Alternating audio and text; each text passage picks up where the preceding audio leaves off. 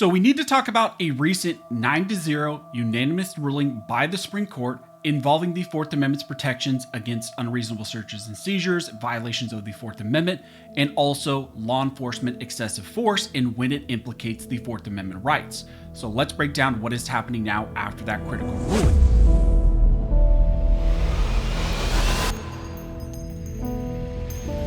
Now, before we jump into this video, I want to thank one of the main supporters of this channel, which is Attorneys on Retainer. When it comes to self-defense protection, AOR is in a league of their own. They're an actual law firm, and they can help you in incidents and even states that maybe other companies could not.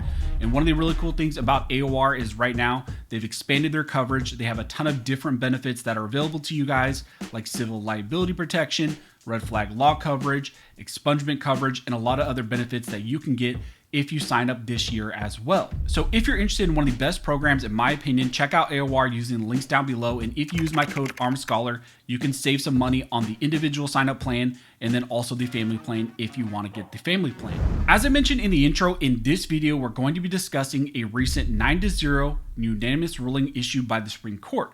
This case involves the Fourth Amendment's protection against unreasonable searches and seizures, and essentially when law enforcement activities through excessive force actually implicate that right. This new case should be on everyone's mind, especially because it involves how courts must now analyze situations like these ones going forward. Although this case does not deal traditionally with warrantless searches and seizures or the Second Amendment, this is still important for gun owners because it deals with excessive force and when law enforcement violate your Fourth Amendment rights.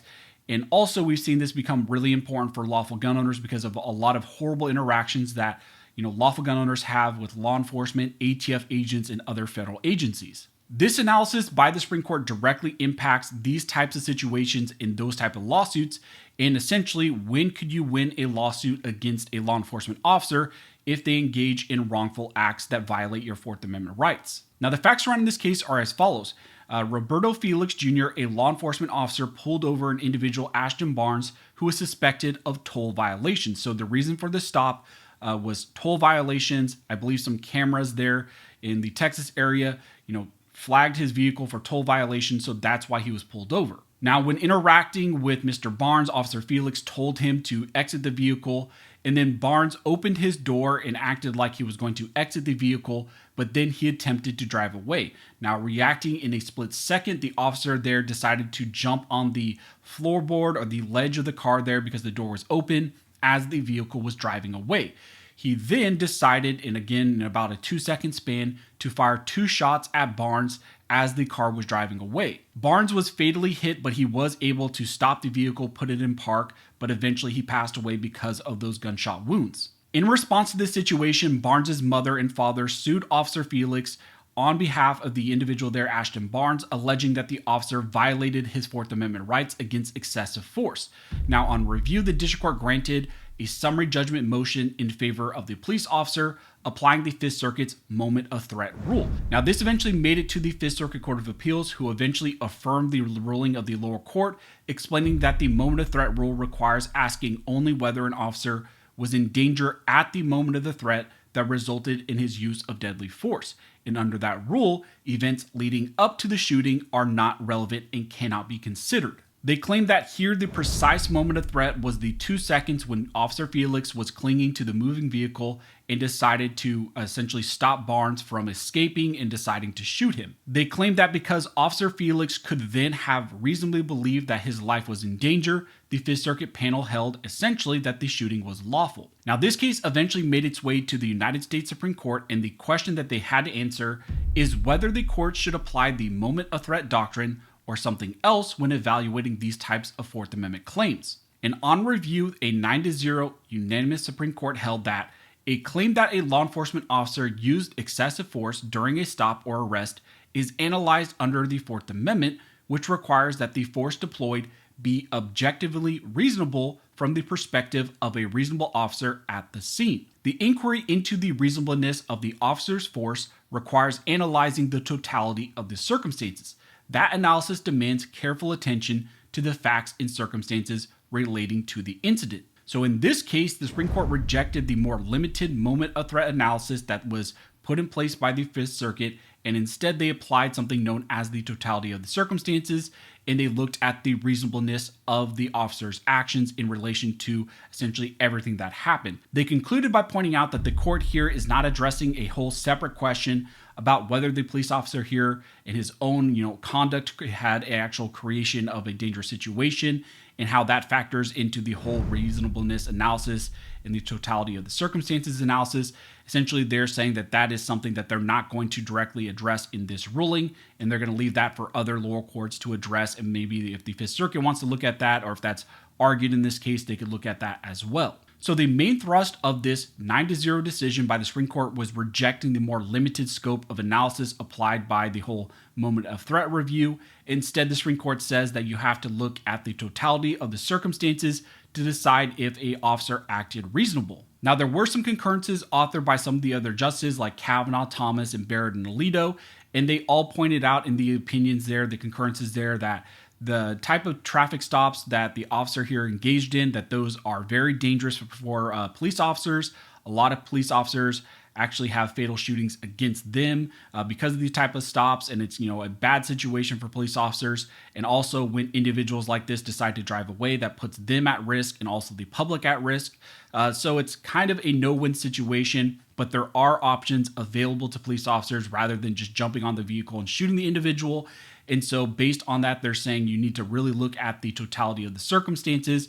Yes, you have to look at how dangerous these type of stops are for police officers, but that doesn't simply give them carte blanche to do whatever they want. Now, during the oral arguments, there was also a ton of discussion by the Supreme Court where they were concerned about police officers who don't, actually identify themselves. So maybe they fail to identify that they're a police officer, and then interacting with individuals, without identifying themselves, and then those citizens exercising their Second Amendment rights, concerned about this random person who maybe pulls a gun on them or is trying to arrest them or detain them.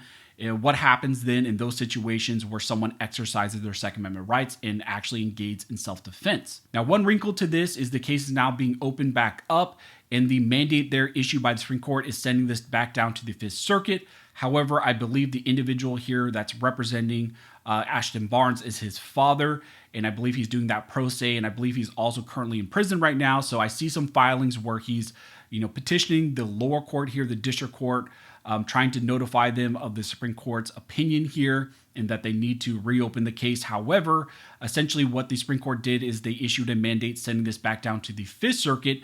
But not as of right now have we actually seen the Fifth Circuit open the case back up. So this first needs to kind of go through the Fifth Circuit. They need to decide if they're going to rehear this case, have new arguments, new litigation on this, or they're going to send this back down to the district court for it to be opened back up for a new trial.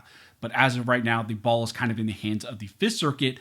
But you see the individual here, the father, trying to petition the lower court and get this moving. But I believe right now this is kind of in a holding pattern to see what the Fifth Circuit actually does. Now, this case is important because it impacts everyone's Fourth Amendment protections against excessive force and when that actually butts up against the Fourth Amendment. For gun owners, this is important, especially in light of a lot of the situations that we have seen pop up in very mainstream situations where lawful gun owners are shot by police officers or, ATF agents raiding their houses at night, not identifying themselves, just barging in. There's a lot of situations where there's these interactions, that need to be looked at the totality of the circumstances, how individuals respond. And, that is something that's of grave concern to a lot of us, especially if we live in restrictive states like California, New York, Illinois, and all these other states where law enforcement is very aggressive when it comes to trying to violate our Second Amendment rights, maybe not identifying themselves, doing, unlawful actions against us. And really, this decision here is an opportunity to look at the totality of the circumstances and now give courts more leeway to rule in favor of the citizen over the law enforcement officer. So now we're going to wait to see how the Fifth Circuit handles this. So as we get more information, as it develops, I will let you guys know. If you like this video and you would like to support the channel, one of the best ways to do that, of course, is to subscribe to the channel. Also, you can check out my website, armscholar.com. Over there, we have channel merch and a lot of other things like the free legal guide that you guys can get. All you have to do is put in your email and we email you over a free PDF. It's just for educational purposes. It's not legal advice or anything like that. But it's additional educational information to help you guys to understand some concepts relating to self-defense and, just general 2A topics. But as always, thank you guys so much for all of your support. And never forget, this nation was built by armed scholars, and this nation will be maintained by armed scholars.